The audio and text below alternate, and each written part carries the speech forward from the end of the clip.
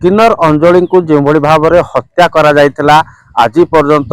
ता हत्याकारी को गिरफ करा जाय नाही एवं अंजलि किन्नर को तांको आत्मा को सद्गति एवं समवेदना भी जनइछंती अनुगुल जिला ट्रांसजेंडर महासंघ पक्षरु आज एक शोभा यात्रा बाहरी प्रभु जगन्नाथ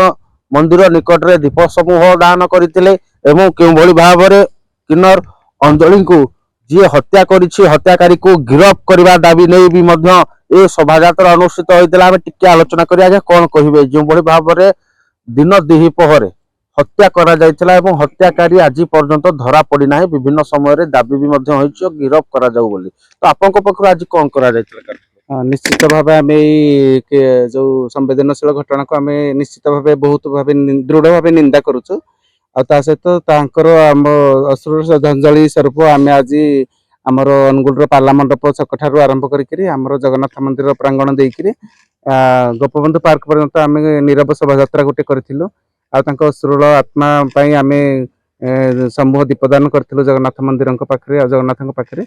आ सहित आम प्रशासन को अनुरोध करुचु जो आम साधारण लोक माने एते अवहेला होती किंतु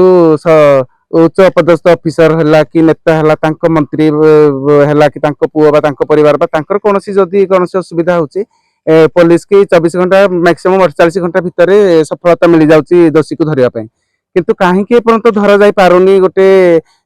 माने किन्नर को हत्या कला परे आमे प्रश्नवाची आम समस्त भितर तैयारी होची ता सहित हमको माने संदेह लगुच या भितर किसी रहस्य बोधे लुचि रही जोटा कि प्रशासन जानी शुणिकी धरियारे असफल होते पुलिस अधिकारी हो कि राजनेता परिवार उपरे आँच आसी था 24 घंटा मध्य गिरफ करा जाए दोषी को गिरफ करा जाए जदि आम कहवा ये गोटे सारा राज्यर चांचल्यकर घटना घटी जे दिन दिपहर किन्नर को हत्या करा जहाँफल 7 दिन बीती जाते कौन ठोस खबर नहीं एवं दोषी आज पर्यंत गिरफ होई नाही तो ए नहीं आज गोटे पाला मंडप ठारू जगन्नाथ मंदिर ठारू गोपबंधु पार्क होई गोटे शांतिपूर्ण शोभा यात्रा करथिले एवं अंजलि को अश्लील श्रद्धांजलि ज्ञापन करिया सहित दोषी विरुद्ध दृढ़ कार्यानुष्ठान दाबी होता है कौन कहे जदि दिन दिपहर हत्या करा जाउछि ताले आमे राति रे जानि हत्या हेले गोटे संदेह कर प्रश्न सृष्टि होता है ये दिन दिपहर हत्या हत्यार आज पर्यंत ठोस खबर नहीं हाँ नमस्कार हाँ मुझे किन्नर महासंघ जन सदस्य आम समस्त आज अंजलिर शांति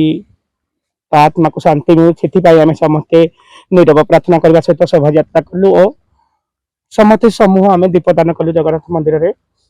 आमर प्रशासन को प्रति दाबी रही आम जन किन्नर बोली कौन आम मनीष नुह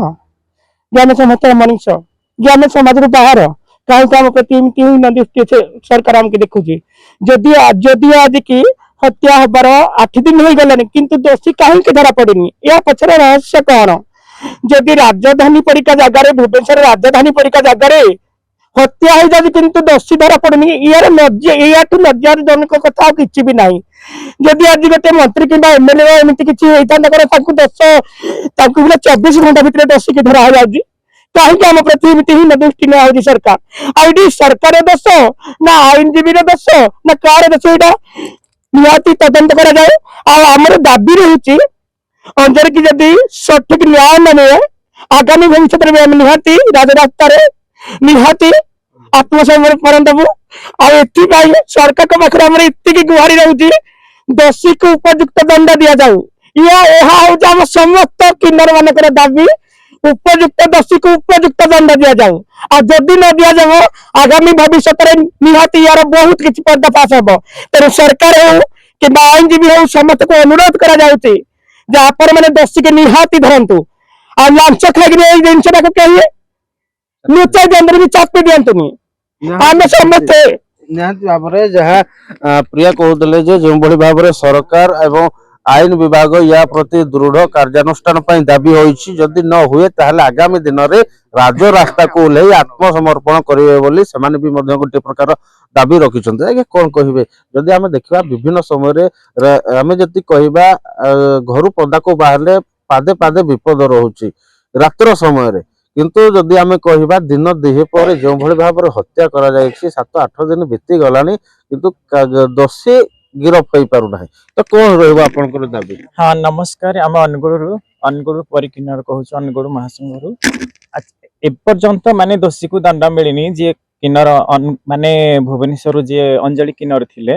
ତାଙ୍କୁ ଏପର୍ଯ୍ୟନ୍ତ ଧରା ହେଇନି। ଆଚ୍ଛା ଆମକୁ ତ ସୁପ୍ରିମକୋର୍ଟ କିନ୍ନର ମାନ୍ୟତା ଦେଇଛନ୍ତି ଆମର ସେ କୋଉଥିରେ ଭୁଲ ରହିଲା ଆଉ କିନ୍ନର ମାନେ କଣ ଭୋଟ ଦେଇନାହାନ୍ତି ମୋହନ ଚରଣ ବାବୁଙ୍କୁ ଏତିକି ଅନୁରୋଧ ଯେ କିନ୍ନର ବି ଜଣେ ମଣିଷ ଆପଣ କଣ ସେ ଭୋଟ ଦେଇନାହାନ୍ତି ଆଉ ଯଦି ଭୁବନେଶ୍ୱର ଭିତରେ ଯଦି ଜଣେ ନେତା ମନ୍ତ୍ରୀଙ୍କର ପୁଅ ହଉ ଝିଅ ହଉ ଯଦି ସେମାନେ ଯଦି ଏମିତି ହେଇଥାନ୍ତେ ତାଙ୍କୁ 24 ଘଣ୍ଟା ଭିତରେ ଧରା ଯାଉଛି ଜଣେ କିନ୍ନରକୁ କାହିଁକି ସାଧାରଣ ମାନେ ଏମିତି ଅବହେଳା କରୁଛନ୍ତି ସରକାରକୁ ଏତିକି ଆମେ ମାନେ ଅନୁରୋଧ କରୁଛୁ ଯେ ଜଣେ କିନ୍ନର ଭଉଣୀକୁ ଯୋଉ ହତ୍ୟା କରିଛନ୍ତି ତାଙ୍କୁ କିନ୍ତୁ ଦୋଷୀକୁ ନିହାତି ଦଣ୍ଡ ମିଳିବା ଦରକାର ଆଉ ଆମେ ଏତିକି ସରକାରଙ୍କୁ ଅନୁରୋଧ କରୁଛୁ। ନିହାତି ଭାବରେ ଯାହା ସରକାରଙ୍କ ପାଖରେ ନିବେଦନ ରହିଛି ଯେ ଅଞ୍ଜଳିଙ୍କୁ ଯିଏ ହତ୍ୟା କରିଛି ହତ୍ୟାକାରୀକୁ ତୁରନ୍ତ ଗିରଫ କରାଯାଉ ଏବଂ ତା ବିରୁଦ୍ଧରେ ଦୃଢ କାର୍ଯ୍ୟାନୁଷ୍ଠାନ ପାଇଁ ଦାବି ହୋଇଛି। ଯଦି ଏ ଦାବି ନ ଶୁଣନ୍ତି ସରକାର ତାହେଲେ ଆଗାମୀ ଦିନରେ ରାଜରାସ୍ତାକୁ ଓହ୍ଲାଇବା ପାଇଁ ବି ମଧ୍ୟ ଚେତାବନୀ ଦେଇଛନ୍ତି। ଅନୁଗୁଳରୁ ରାଜେଶ ପାତ୍ରଙ୍କ ରିପୋର୍ଟ MBC TV।